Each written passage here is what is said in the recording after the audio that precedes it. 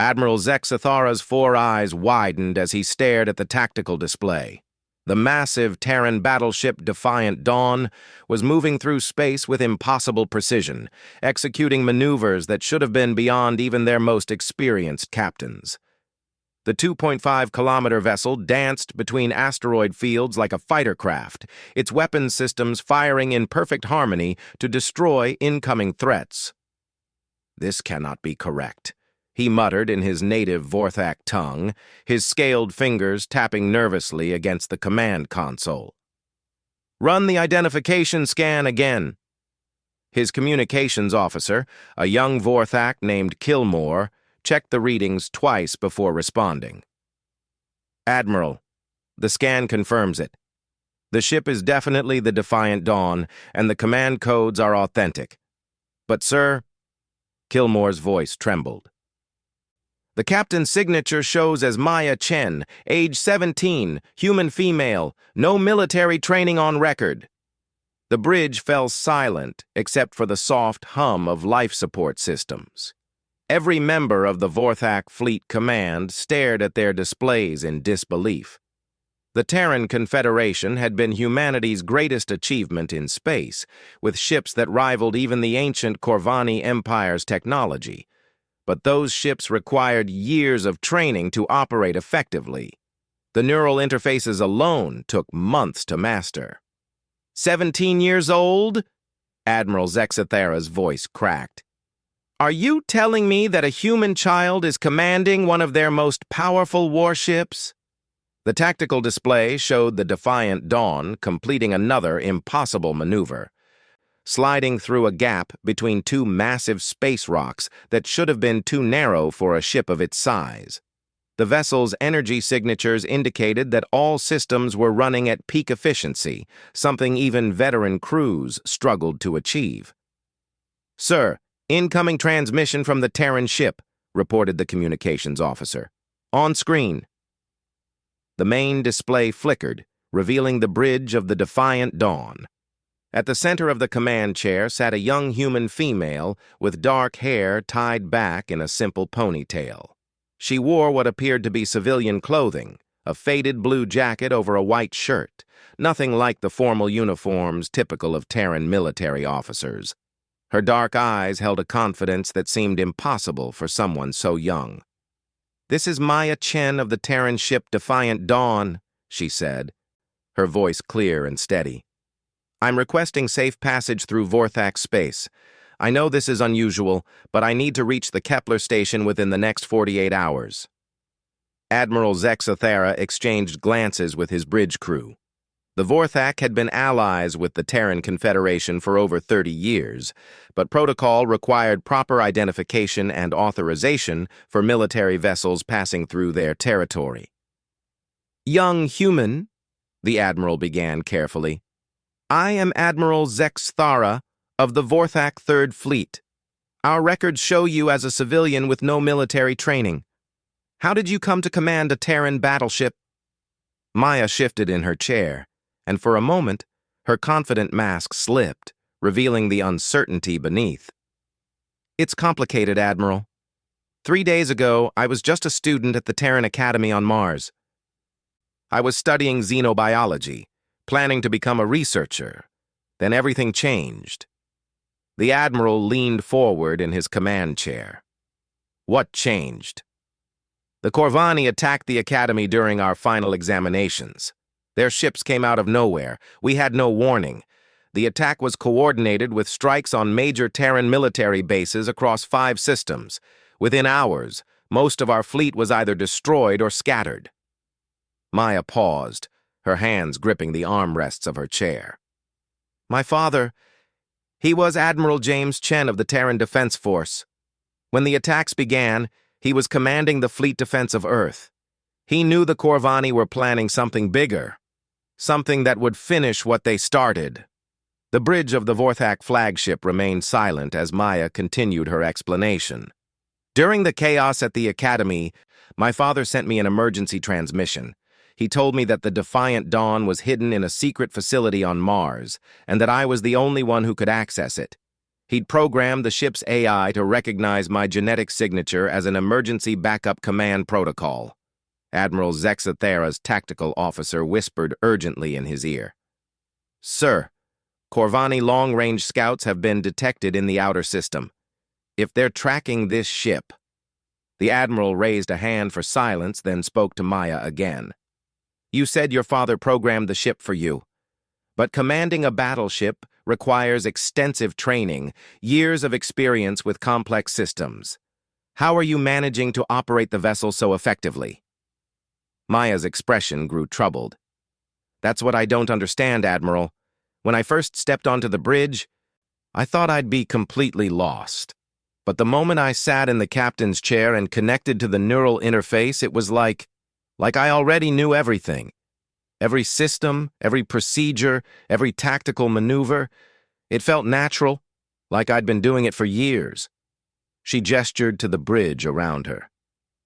The AI helps, but it's more than that. It's almost like the ship itself is teaching me, guiding my decisions. I can feel the engines, the weapons, the shields. Everything responds to my thoughts as if we're connected on some deeper level. The Admiral's scientific mind raced with possibilities. Human neural plasticity was well documented, but what Maya described went beyond normal adaptation. Have you experienced any other unusual effects? Physical changes, enhanced cognitive abilities? My reflexes are faster, Maya admitted. I can process multiple data streams simultaneously without feeling overwhelmed. And I keep having these flashes of knowledge, tactical information that I've never learned before. It's like someone else's memories are mixing with mine. Suddenly, alarms began blaring on both ships. The tactical displays showed multiple contacts emerging from hyperspace at the edge of the system. The distinctive energy signatures could only mean one thing. The Corvani had found them. 15 Corvani destroyers and 3 cruisers, reported Kilmore, his voice tight with fear. They're moving to intercept both our ships. Admiral Zexathara felt his heart sink. The Vorthak fleet had only 8 ships in the immediate area, and while they were well armed, the Corvani had superior technology and numbers. All ships, battle stations, prepare for... Admiral, wait! Maya's voice cut through the chaos. Let me handle this. The Defiant Dawn can take them. Young human, that is 18 enemy vessels against 1. Even a Terran battleship cannot... Trust me, Maya said, and something in her voice made the Admiral pause. I can feel them through the ship's sensors. I know their formations, their weaknesses. Please, just keep your ships back and let me show you what this ship can do. Against his better judgment, Admiral Zexathara found himself nodding. Very well, but if the situation becomes impossible, we will move to assist. Maya smiled, and for a moment she looked like the teenager she truly was. Thank you, Admiral. You're about to see something that even I don't fully understand yet. The Defiant Dawn surged forward, its engines blazing with brilliant blue light. The massive ship accelerated at a rate that should have crushed any human crew, but Maya seemed unaffected, her hands dancing over the neural interface controls with impossible precision. The Corvani ships moved to intercept, their formation tight and professional. They had fought the Terrans many times before and knew their standard tactics. But Maya wasn't following any standard playbook. Instead of engaging the enemy fleet head-on, the Defiant Dawn suddenly dove below the plane of battle, using a nearby moon's gravity well to slingshot around in a wide arc. The maneuver caught the Corvani completely off guard, positioning Maya's ship behind their formation where their shields were weakest. Impossible, whispered Admiral Zexathara's tactical officer. The gravitational stress from that maneuver should have torn the ship apart. The Defiant Dawn's weapons systems opened fire with devastating effect. Rather than the typical broad beam attacks favored by most captains, Maya's strikes were surgical, each shot targeting specific weak points in the enemy ship's hulls. Within seconds, 3 Corvani destroyers were drifting dead in space, their engines and weapons systems completely disabled. The remaining Corvani ships scrambled to reorganize, but Maya was already moving again. The battleship spun on its axis with impossible grace, bringing its main guns to bear on the lead cruiser. The massive particle cannons fired in sequence, each shot perfectly timed to penetrate the enemy's shields at the exact moment they flickered between power cycles. "She's reading their shield harmonics in real time," breathed the Admiral. "How can she possibly process that much data?" Maya's voice came over the communications channel, calm despite the chaos of battle. "The ship is showing me their weaknesses, Admiral. It's like I can see the patterns in their technology, predict their movements before they make them." The battle continued for only 12 more minutes. When the last Corvani ship either fled or lay disabled in space, the Defiant Dawn hung motionless among the debris, its hull barely scratched despite facing overwhelming odds. Admiral Zexathara stared at his tactical display in stunned silence. In 30 years of military service, he had never witnessed such a one-sided victory against superior numbers. More importantly, he had never seen a single ship, operated by one untrained human girl, demonstrate such impossible capabilities. "Maya," he said finally, his voice filled with respect, "what you have just accomplished should not be possible. I believe there is much more to this situation than any of us understand." Maya's image reappeared on the main screen. She looked exhausted now, the adrenaline of battle fading. "I know, Admiral. I can feel that there's something different happening to me, something connected to this ship. But I need to reach Kepler Station. My father's final message said there were answers there, information about what the Corvani are really planning." The Admiral made a decision that would change the course of the war. "You have my permission to continue through Vorthak space, Maya Chen. Moreover, I will escort you personally to ensure your safe passage. I have a feeling that you and that ship may be the key to stopping whatever the Corvani have set in motion." As the combined fleet set course for Kepler Station, none of them realized that Maya's transformation was only beginning, and that the secret hidden at their destination would reveal the true scope of humanity's potential among the stars. The journey to Kepler Station took 18 hours, during which Maya experienced changes that defied everything she thought she knew about human biology. As the Defiant Dawn traveled through hyperspace, the ship's neural interface seemed to merge more completely with her consciousness. She could sense every system aboard the massive vessel, from the smallest maintenance drone to the primary fusion reactors that powered the ship's devastating weapons. Admiral Zexathara maintained regular communication throughout the journey, partly out of military protocol and partly because he was fascinated by what he was witnessing. Each conversation revealed new aspects of Maya's transformation that challenged his understanding of both human and Terran technology. "The ship's AI is teaching me things that aren't in any manual," Maya explained during one of their calls. She looked different now. Her movements were more fluid. Her eyes seemed to hold depths that hadn't been there before. "I can feel the quantum fluctuations in the hyperspace field, understand the gravitational resonance patterns that let us travel faster than light. It's like the knowledge is being written directly into my brain." Dr. Veltara, the Vorthak Fleet's chief science officer, had joined the conversation. Her specialized knowledge of neurobiology made her invaluable in trying to understand what was happening to Maya. "From what you describe, your neural pathways are being actively rewritten. This should be impossible without killing you. The human brain cannot process that much information without suffering massive trauma." "That's what should happen," Maya agreed. "But somehow, I'm not just processing the information, I'm becoming it. It's like my consciousness is expanding beyond my original biological limits." As they neared Kepler Station, Maya's enhanced senses detected something wrong long before their conventional sensors picked it up. "Admiral, the station is under attack. I can feel the weapon discharges, the hull breaches, the emergency power systems failing." Admiral Zexathara checked his tactical displays, but they showed nothing unusual. Our sensors detect no combat activity, Maya. Are you certain? Trust me, she replied grimly. The Corvani are there, but they're using some kind of stealth technology. I can sense their ships because the Defiant Dawn is connected to quantum fields that go beyond normal space-time. They're hiding in dimensional folds. The Admiral's tactical officer confirmed Maya's assessment moments later as their fleet dropped out of hyperspace. Sir! Multiple contacts decloaking around the station. Corvani battlecruisers, at least 20 ships.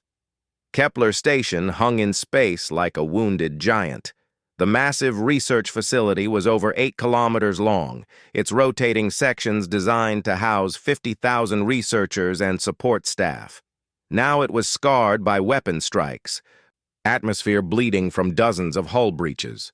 Emergency beacons filled the communication channels with desperate pleas for help. "This is Commander Sarah Martinez of Station Security," came a transmission filled with static. "The Corvani overwhelmed our defenses 6 hours ago. They're not trying to destroy the station. They're searching for something in the research archives. We've sealed off the critical sections, but we can't hold much longer." Maya studied the tactical situation with senses that now extended far beyond human limitations. Through the ship's advanced sensors, she could perceive the quantum signatures of every vessel in the area. The Corvani ships were arranged in a search pattern, systematically breaching the station's outer sections while leaving the central core intact. "They're looking for my father's research," she realized. "That's why they attacked the academy, why they targeted specific military installations. They know about Project Genesis." Admiral Zexithara's expression darkened. "Project Genesis? I have never heard of this designation." Maya's hands moved across the neural interface controls with inhuman speed, accessing classified Terran databases that should have been impossible for her to penetrate. It was a joint research project between the Terran Confederation and several allied species. They were studying something called the evolutionary catalyst, ancient technology that could accelerate biological and technological development. Dr. Veltara leaned forward with interest. Accelerated evolution? Such technology would be incredibly dangerous. In the wrong hands, it could destabilize the balance of power across the entire galaxy. "The Corvani must have learned about the project," Maya continued, her enhanced consciousness processing terabytes of data simultaneously. "If they get their hands on the catalyst technology, they could enhance their own species while suppressing others. They'd have the power to reshape the galaxy according to their vision." The Admiral made his decision quickly. "All ships, attack formation. We cannot allow the Corvani to acquire this technology." "Wait," Maya interrupted. "Your 8 ships against 20 Corvani battlecruisers? They'll destroy you before you can make a difference. Let me go in alone. The Defiant Dawn has capabilities that even I'm just beginning to understand." "Absolutely not. One ship, even yours, cannot handle such odds." Maya smiled. And Admiral Zexithara noticed that her expression held a confidence that seemed almost alien.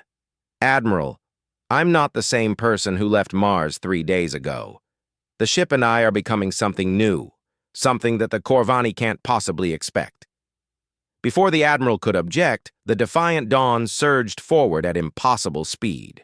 Maya had discovered that the ship's propulsion systems could manipulate space-time itself, allowing movements that defied conventional physics. The massive battleship seemed to blur through space, appearing behind the Corvani formation before their sensors could track the movement. The enemy ships reacted with practiced precision, turning to engage the lone Terran vessel. But Maya was no longer fighting as a human would. Her consciousness had expanded to encompass the entire ship, and she could perceive the battle from multiple dimensions simultaneously. She saw not just where the enemy ships were, but where they would be, what weapons they would fire, how their commanders would react to her movements. The Defiant Dawn's weapon systems fired with surgical precision. Each shot was perfectly calculated to exploit weaknesses in Corvani shielding technology that Maya somehow understood instinctively. Instead of trying to destroy the enemy ships outright, she systematically disabled their weapons and engines, turning them into floating hulks without killing their crews. "Impossible," breathed the Corvani fleet commander over an open channel. "No human can anticipate our tactics with such precision." "What are you?" Maya's response came through her ship's communication systems. But her voice carried harmonics that seemed to resonate with the quantum fields themselves. "I am what humanity is becoming, Commander. Your species has spent centuries trying to suppress the development of younger races, but evolution cannot be stopped forever." The battle raged for 43 minutes. When it ended, 18 Corvani ships drifted helplessly in space, their crews alive but their vessels completely disabled. The remaining 2 ships had fled to hyperspace, carrying word of the impossible defeat back to their empire. Maya docked the Defiant Dawn with Kepler Station's primary port, her enhanced senses guiding the massive ship with delicate precision. As she prepared to board the station, she felt the changes in her body becoming more pronounced. Her vision now extended beyond the visible spectrum. Her reflexes operated at superhuman speeds, and her mind processed information with the efficiency of an advanced computer. Admiral Zexathara met her at the airlock, accompanied by Dr. Veltara and Commander Martinez from station security. All 3 stared at Maya with expressions of amazement and concern. In the 3 days since leaving Mars, she had grown taller. Her features had become more refined, and her eyes held depths that seemed to contain the wisdom of ancient civilizations. "Maya," the Admiral said carefully, "what is happening to you?" She considered the question, her enhanced consciousness exploring the changes within herself. "I'm evolving, Admiral. The neural interface with the ship triggered something that was already in human DNA, dormant genetic sequences that are now activating. I think this is what my father discovered in his research, that humans have the potential to transcend their current limitations." Commander Martinez led them through the station's damaged corridors toward the secure research sections. "Your father worked here for 2 years before the project was classified," she explained. "He was studying samples of the evolutionary catalyst that were discovered in ancient ruins on Kepler 442b. The technology seemed to respond specifically to human genetic markers. They reached the central laboratory, a vast chamber filled with advanced scientific equipment and holographic displays. At the center of the room stood a containment field, housing what appeared to be a crystalline structure about the size of a human fist. The crystal pulsed with internal light that seemed to exist partially outside normal space-time. "The evolutionary catalyst," Dr. Veltara whispered. "I can sense the quantum fluctuations from here. This technology is far beyond anything our current sciences can explain."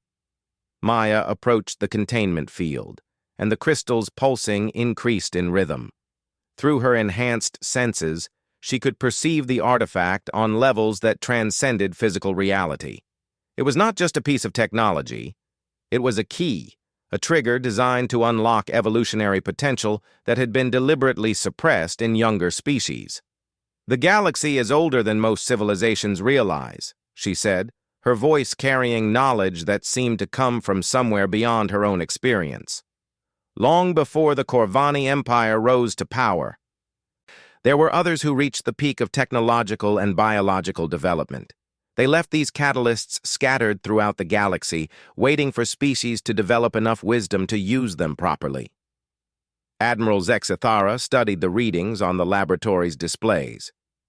"The energy patterns are unlike anything in our databases. How do you know so much about this technology?" Maya placed her hand against the containment field, and the barrier responded to her touch, becoming permeable. "Because the ship's AI contains fragments of the original builder's knowledge. When I connected with it, I gained access to information that's been hidden for millions of years." She reached into the containment field and grasped the crystal. the moment her skin made contact with its surface. The entire station shuddered as massive energies flowed through the quantum fields. Maya's consciousness expanded exponentially, and for a terrifying moment, those watching thought she might disappear entirely. Instead, she stabilized, the crystal now integrated into her very being. When she opened her eyes, they blazed with inner light that reflected the cosmos itself. "I understand now," she said, her voice carrying harmonics that made the very air seem to sing. "The Corvani aren't just trying to suppress other species for conquest. They're afraid that if younger races evolve beyond their current limitations, the balance of power in the galaxy will shift irreversibly." The laboratory's emergency alarms suddenly activated. Commander Martinez checked the station's sensors and her face paled. "Maya, we have a problem." Long-range sensors detect a massive Corvani fleet approaching, over 300 ships, including their flagship dreadnoughts. They'll be here in less than 6 hours. Maya smiled, and the expression held both human warmth and something vast and alien. "Then it's time to show the galaxy what humanity is truly capable of becoming." Maya stood in the center of Kepler Station's main command center, the evolutionary catalyst now fully integrated into her being. Around her, the station's damaged systems began to repair themselves, responding to her enhanced consciousness like living tissue healing from injury. Sparking conduits straightened and regained power. Hull breaches sealed themselves with materials that hadn't existed moments before. And the station's defensive systems upgraded automatically to configurations that defied known engineering principles. Admiral Zexathara watched in stunned silence as Maya's transformation reached its completion. She no longer looked entirely human. Her movements flowed with impossible grace. Her eyes held depths that seemed to contain the wisdom of starbirth and galactic evolution, and energy patterns danced beneath her skin like captured auroras. "The Corvani fleet will arrive in 4 hours and 27 minutes, Maya announced, her enhanced senses tracking the approaching armada across impossible distances. 342 ships, including the Emperor's personal dreadnought Dominion Eternal. They're bringing everything they have."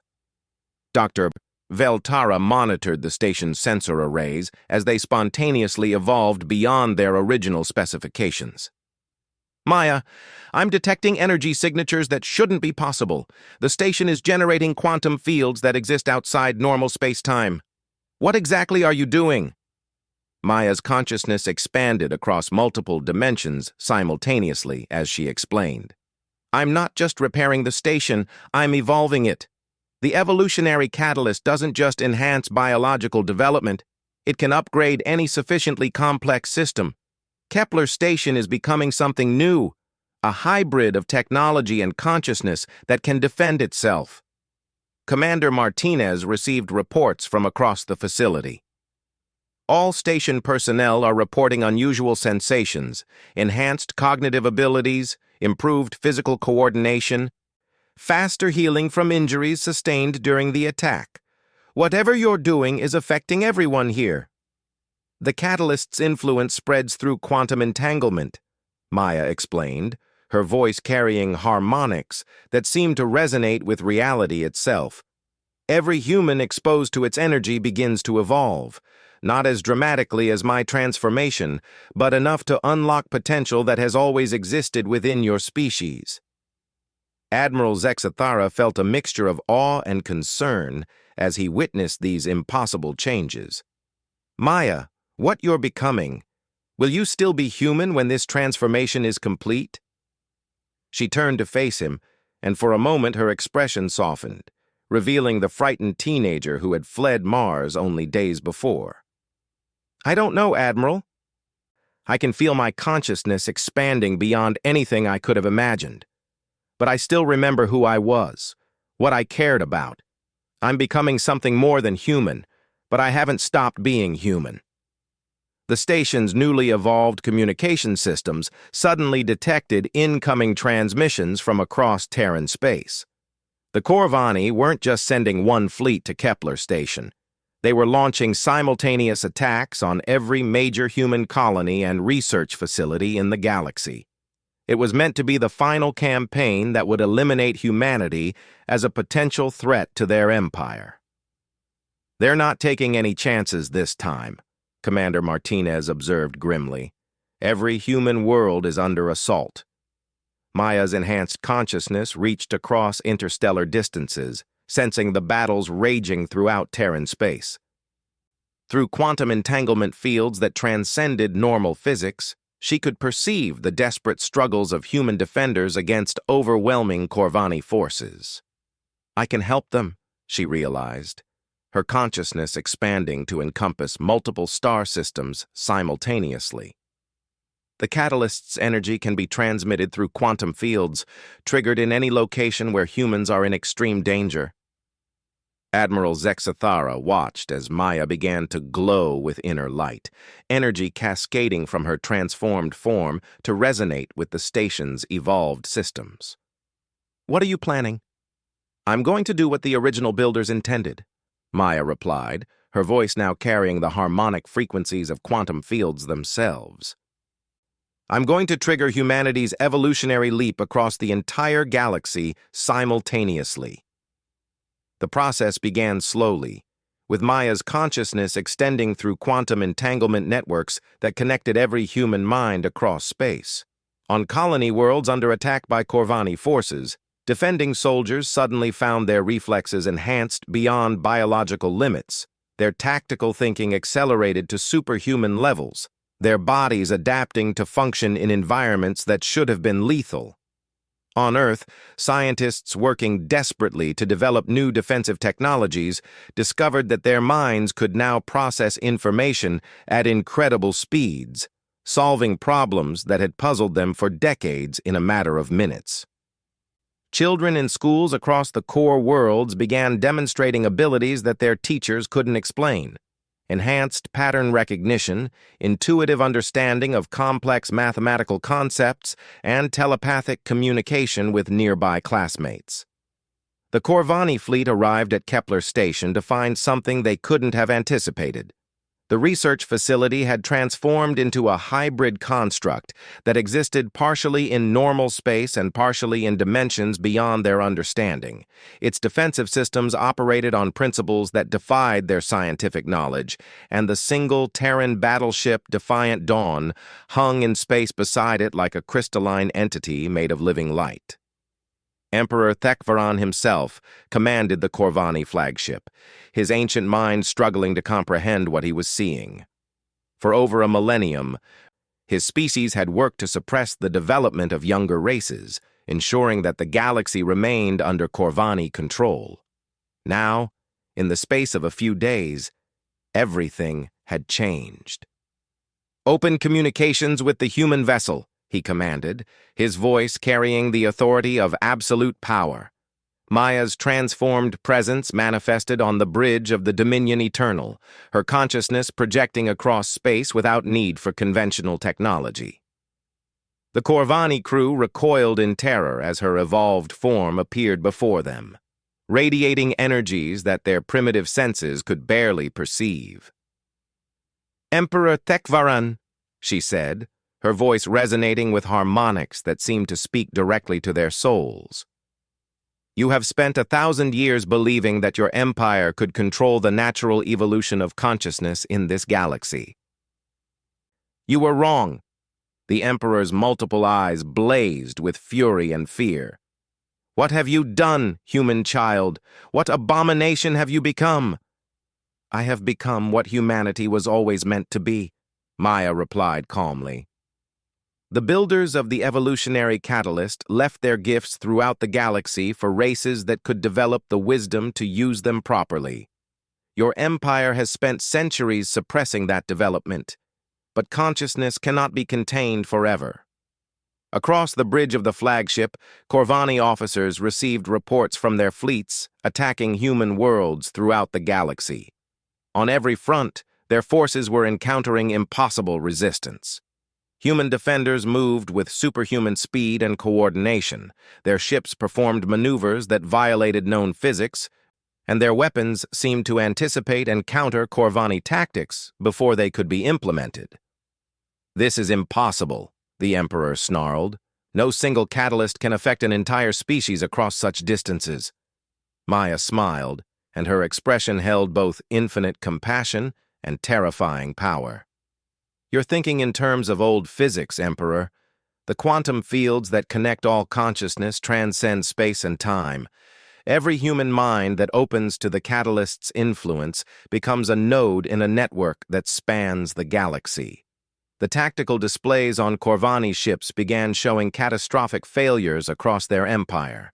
On worlds they had conquered, oppressed species were suddenly displaying enhanced abilities similar to what they were seeing in humans. The catalyst's influence was spreading beyond humanity, awakening evolutionary potential in every species that had been suppressed by Corvani rule. "You've doomed the galaxy to chaos," the Emperor accused. "Without order, without control, civilizations will tear themselves apart. Or they will evolve beyond the need for the kind of order your empire represents," Maya countered. "The original builders reached a level of development where competition for resources became irrelevant, where consciousness could exist across multiple dimensions simultaneously. They left the catalysts as stepping stones for others to follow the same path. The battle that followed lasted only 18 minutes, but its effects would reshape galactic civilization forever." Maya's evolved consciousness coordinated the defenses of Kepler Station and the Defiant Dawn with impossible precision, while simultaneously directing the awakening human forces across dozens of star systems. The station itself became a weapon of unimaginable power, its hybrid technology generating fields that simply caused Corvani ships to cease functioning, rather than destroying them. When the Emperor's flagship found its weapons systems peacefully shutting down, despite no apparent damage, when his crew began experiencing the same enhanced cognitive abilities they had witnessed in humans, Thekvaran finally understood the scope of what was happening. "This isn't conquest," he realized with growing horror. "You're not trying to defeat us. You're trying to evolve us." Maya's presence appeared before him one final time, her transformed consciousness now encompassing scales that dwarfed individual star systems. "Every species in this galaxy has the potential to transcend their current limitations, Emperor, including yours. The only question is whether you'll choose to embrace that evolution or fight against it until your empire collapses under the weight of its own obsolescence." The Corvani fleet retreated without firing another shot, their commanders struggling to comprehend what they had witnessed.